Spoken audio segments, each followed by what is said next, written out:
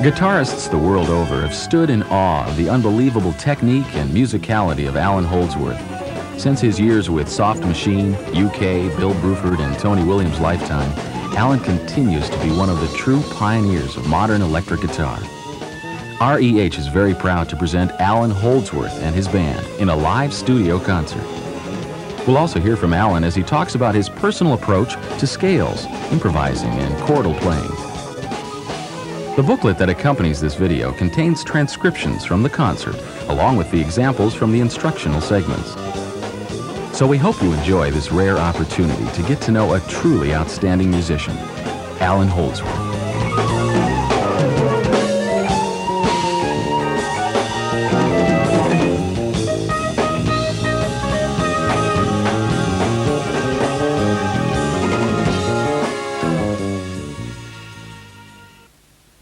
Hello.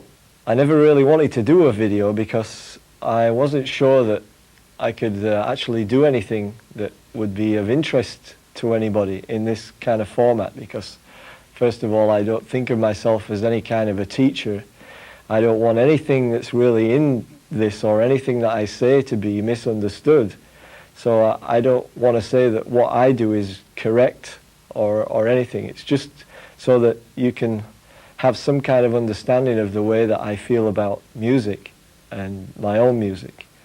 And so a lot of this video is just going to be the guys playing. And then also I'm going to show what I consider to be like probably 10 of the most usable scales so that you can play over most anything.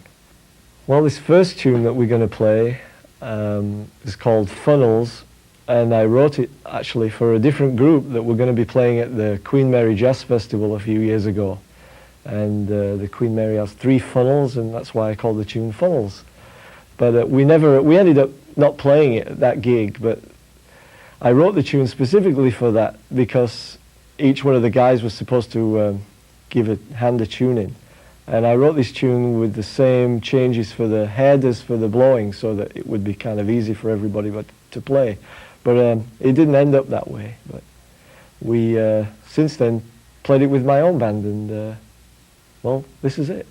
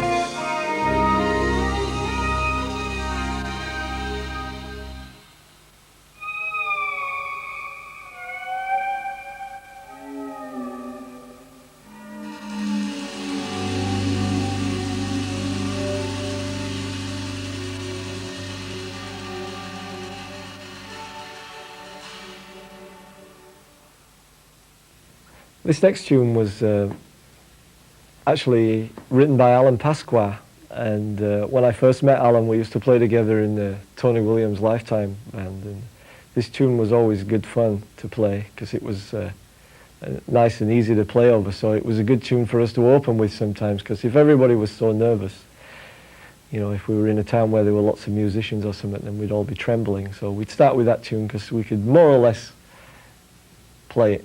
So here it is.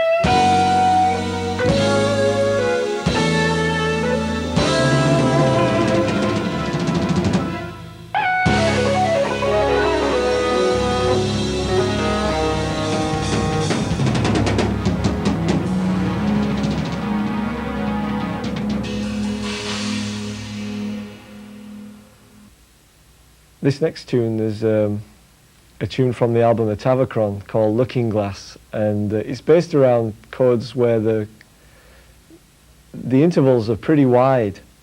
Like, for example, the first few chords are played on first two strings and the last two strings only. But I like to do that because then you can give each tune a colour rather than just playing the same voicings for, you know, your favourite voicings in every tune. I like to try and make each tune a little more specific than that, so that they have a specific thing that happens more or less in that tune alone, and it's not something that's found consistently in any of the other ones.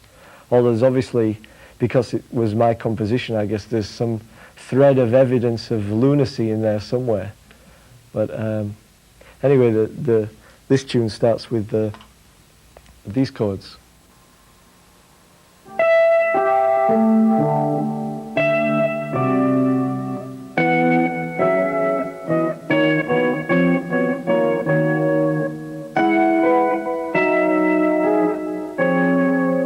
And well, here it is.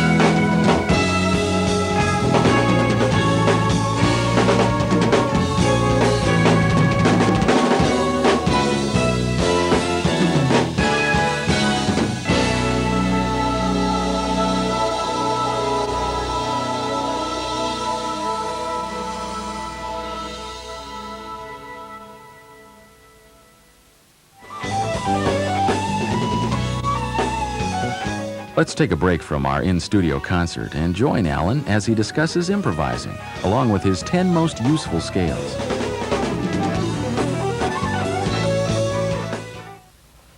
Well, I guess in the beginning I wanted to learn how to improvise. I was always interested in that, and I knew that if I wanted to improvise over chord changes, I'd have to figure out, all the scales that went with all those chords. So because I was particularly stubborn, and my dad was always around to help me, but I didn't like to ask him because I wanted to figure it out on my own. Yeah, sure.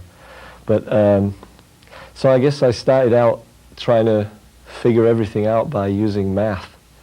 So I started out using a fixed number, like say the number 1, because of the transposing nature of stringed instruments. You can transpose real easy, which is something you can't do on other instruments. So I figured if I just started out with, say, 5-note scales, then I could take, just permutate them all, like 1 through 5, then 1, 2, 3, 4, 6, 1, 2, 3, 4, 7, etc., through to 12. And then I'd do the same with 6-note, 7-note, 8-note, and 9 notes. And then I catalogued them and filed them away, and threw away all the ones that had more than 4 semitones in a row, in a straight row. And I just analyzed them and looked at them until I could see chords within them. And then I realized that the way I think about chords is they're just parts of the scale that are played simultaneously. And as the chord changes go by, I don't so much think about a static chord voicing staying or changing. I just see like the whole of the notes on the neck change. And I guess for me, the only thing that makes one scale different from another is not the starting note, it's the separation of the intervals. For example, if it's a D minor major 7 scale, the name which I give to a scale is only a means of identification. It's for no other purpose. So when I think of that scale, I don't think of it as starting on D. I think of it as it starts at the lowest available note on my instrument, which would be an E, and the highest available note, which would be another E, the high E. So that's basically how I think of scales. What I've done is I've figured out what I would say would be 10 really usable scales that you could use for playing over most anything. And there are plenty more, believe me, but these I think are the most usable ones. What you see here is all the notes of a C major scale all at once, from one end of the guitar to the other. And that's basically how I see scales. I see them from the lowest note to the highest note. I don't have a different name for a different scale that starts on any one of these notes, which there is. You can practically name any scale, come up with a different name from any note that you can start on. But for me, for the way my music is, it didn't really help. It was kind of a hindrance, really. So I abbreviated it to these symbols.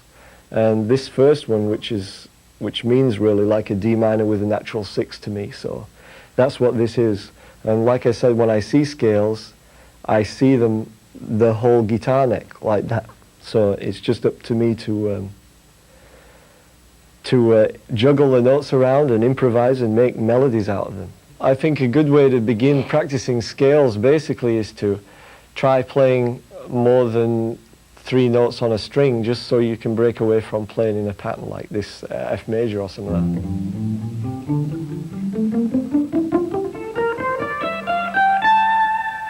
And just start thinking of it more like that. That way you end up in different parts of the guitar. You can start on the low F and end up on a high A or something. I guess the only thing I can say to help maybe people think about how to look at the whole fingerboard as one and kind of juggle it around is to, if I played something real simple from like just a C major scale, just to maybe you could see that it could go an awful lot further than this.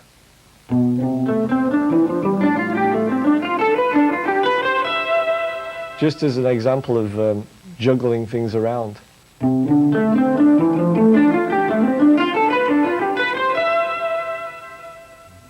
This is a D minor major 7 scale. This is my symbol for that, which is probably completely meaningless to anybody else but me, but that's okay. And what I'm going to do later, actually, and also in the booklet, is to show you how you can find codes in amongst all this, because like I said, I see the whole thing from top to bottom. So I can see these chord shapes in there, you know, like an A augmented chord, and of course the minor major 7. But I guess we'll go into that in more detail in the booklet. All of these scales that I've given here are not the same scales with different names. They're actually different based on the fact that they have different interval permutations. So this scale is an A minor major 7 and a flat 6. This is my symbol for that, which of course again is completely meaningless to anyone but me, but this is that scale. This scale is what I call a minor major 7 with a raised 4th, and I like this scale a lot. Some people refer to it as a harmonic major scale, like if I played this in E, which I used in one tune from a while ago on the old IOU album. There was an E pedal section in a tune called Letters of Mark, was based kind of on this scale really. And I've heard some people call that scale a B harmonic major, but for me, like I said, I always relate them to the closest minor in my head, if there is anything in my head. This is the crazy symbol that I use for that, and the chords I was talking about were just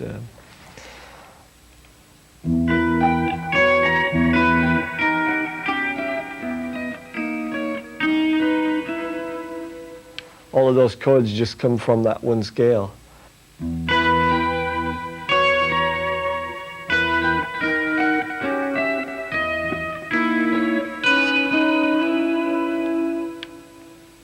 This next scale is a symmetrical scale. It's just what I call a double diminished scale. I think most people just refer to it as a diminished scale. So it's just the this one. The actual name for it is usually a half step away from the name that I use, because I always think of this scale as being related to an altered dominant chord. For example, if I played this scale, which is essentially these notes,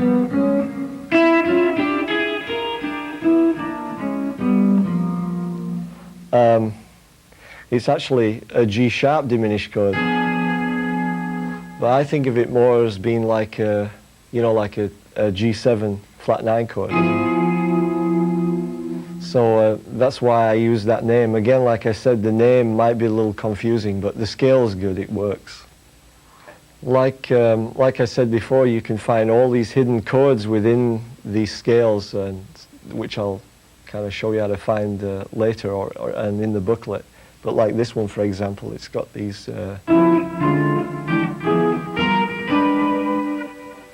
This scale's a very usable scale because it's very easy to disguise, but at the same time, if you play it in certain other ways, it's too recognizable and sounds pretty lame.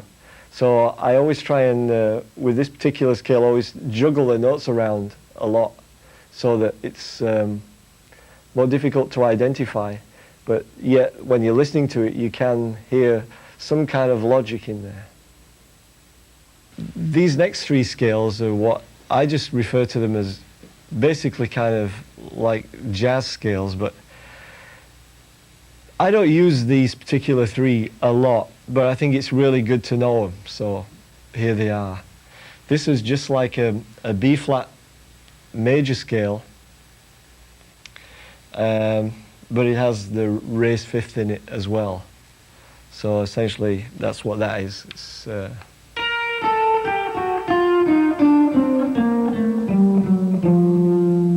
those are the notes in that. This scale, I guess, again, this is my crazy symbol for it, and I just call it a C dominant 7 scale. It's basically just like a regular C major scale, but it has the flat 7 in it as well, so it's just like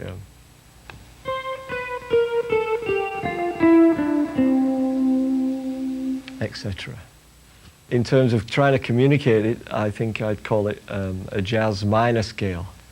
It's just in this particular key, it's in B minor, and it has the natural 7 and the raised 7 in it.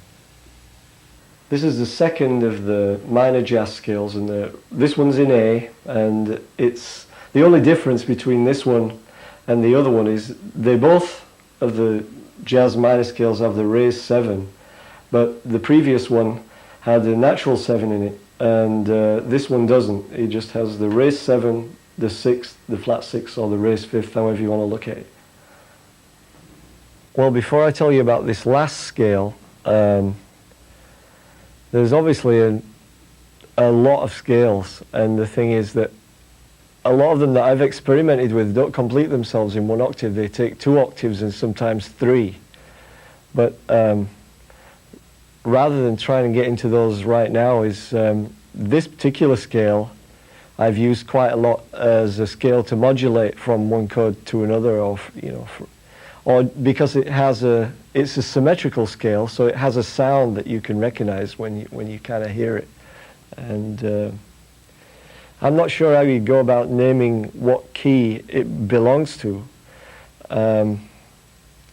But for me, I think of this one as basically like a C minor, because a C minor, an E minor, or an A flat minor, because here you've got like the A flat minor and an A flat major triad, an A flat, a G minor and a G major triad at the same time. But as you can see, it's a perfectly symmetrical scale, so you can have some fun with that one.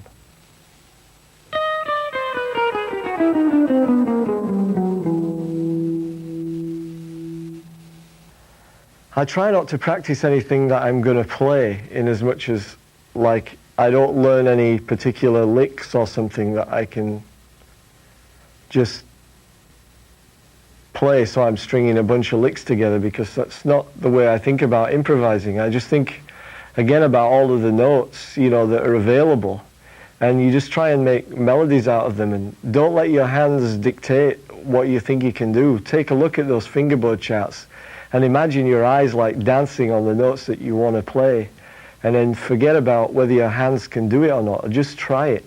Like I said, a name is only to transmit the information or to communicate it to someone else. And really the communication that we're speaking about really is music, which you don't shout the changes to the people. They only hear the music, and that's the only thing that matters.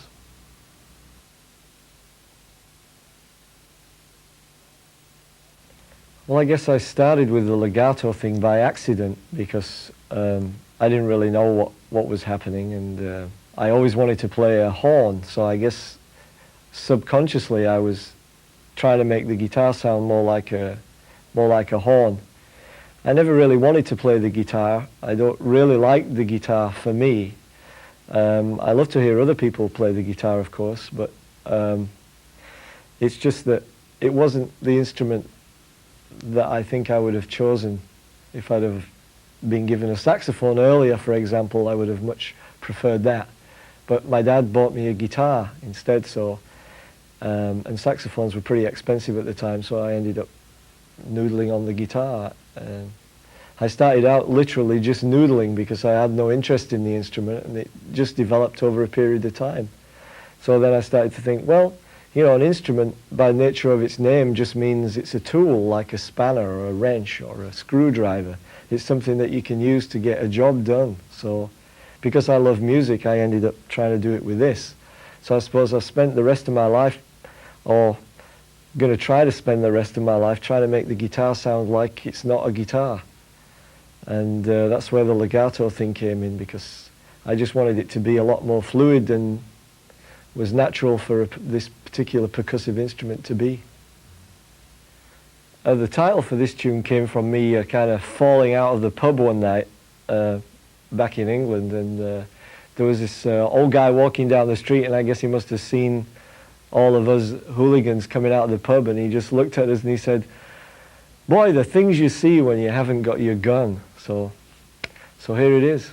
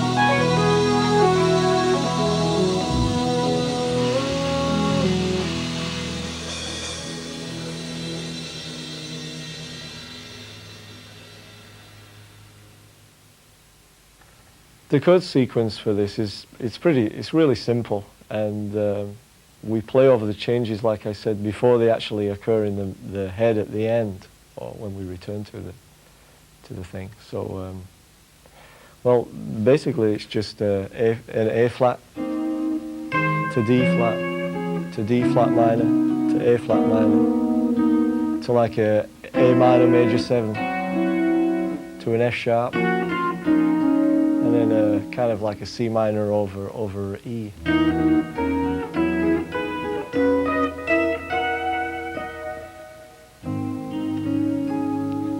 Back to A flat.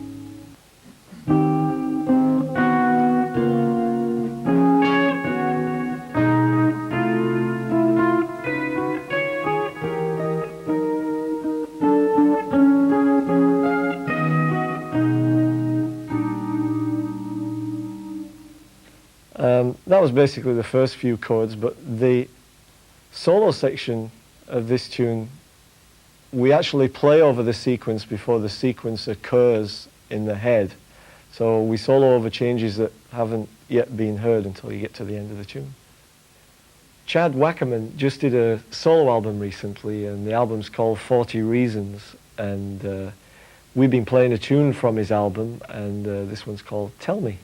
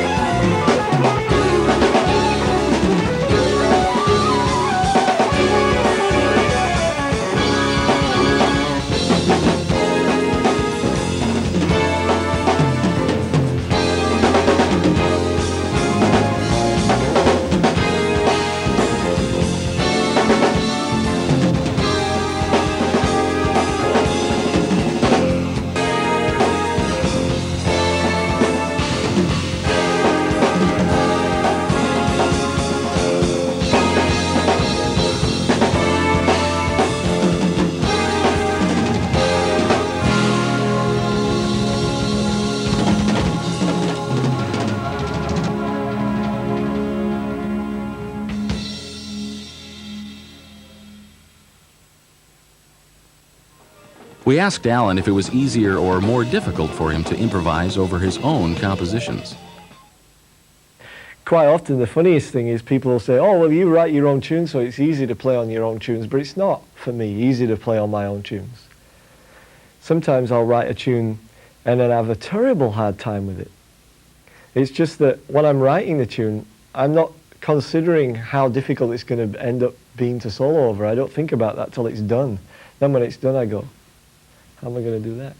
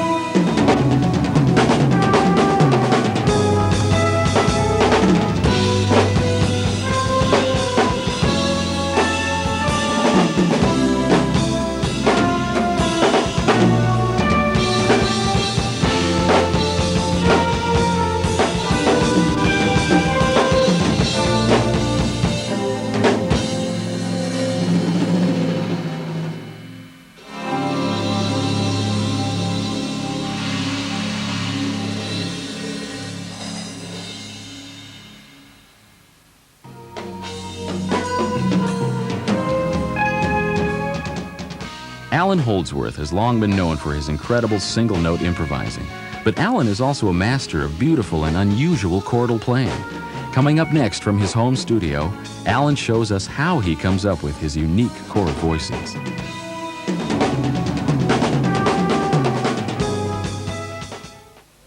People ask me a lot about chords and the way I think about chords. And the way I do think about chords is I just think of them as being, say, members of a family.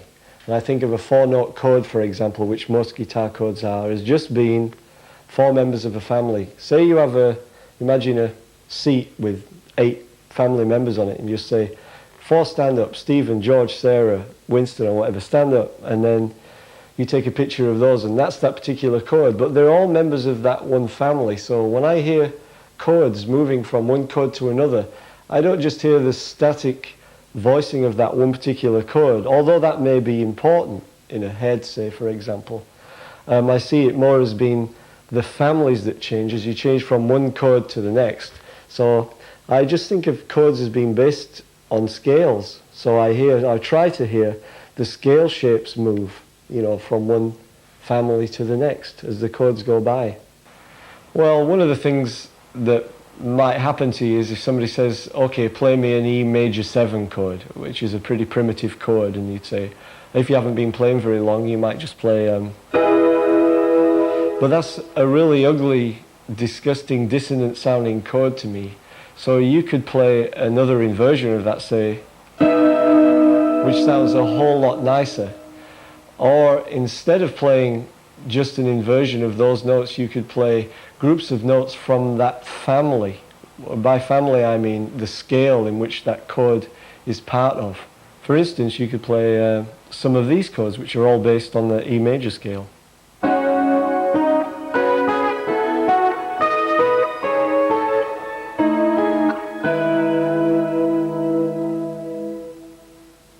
So if somebody said to you, well, okay, we're going to play a D minor chord now, a D minor 7, D minor 11 chord, what would you play? You know, so again, instead of just playing an inversion of a chord, which you could do a nice inversion, say, there are lots of other things that you could do as well, based on just the notes in the scale. So I'm just going to give you a few examples of those.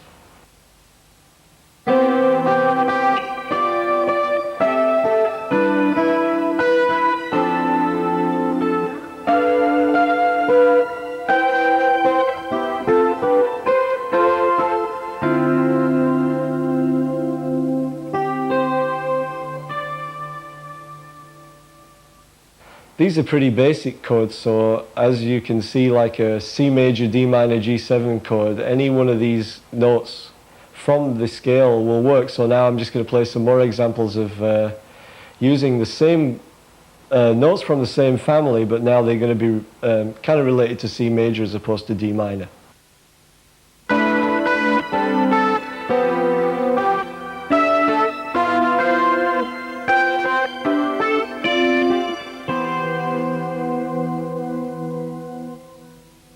Okay, so now I'm going to give you a few examples of chords built on the scale, the minor major 7 with a flat 5 or a raised 4, however you want to look at that.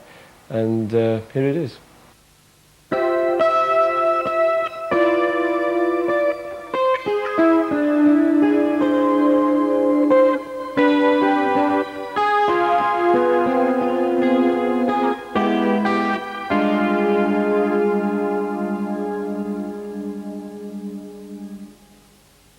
Here's some more examples. Same scale, like this one's in F, an F minor major 7 with a raised 4.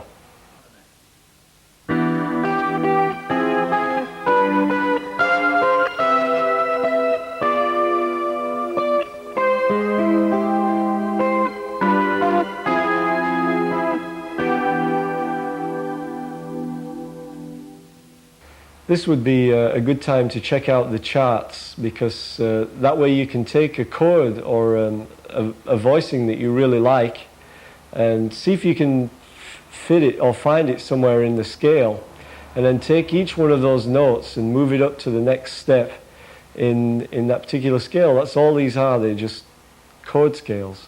So here's another example.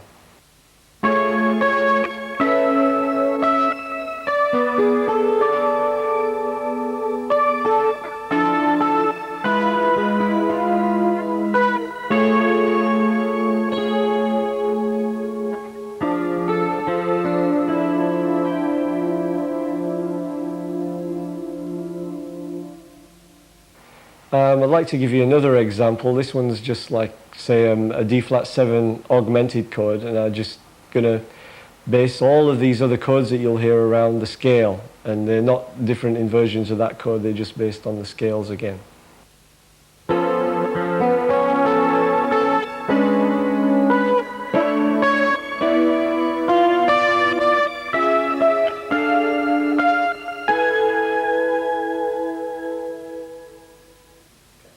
These 10 charts that I drew up, I think, for me, they're the most usable and practical scales, because they allow you to improvise using these scales over most of the chords that you would come across.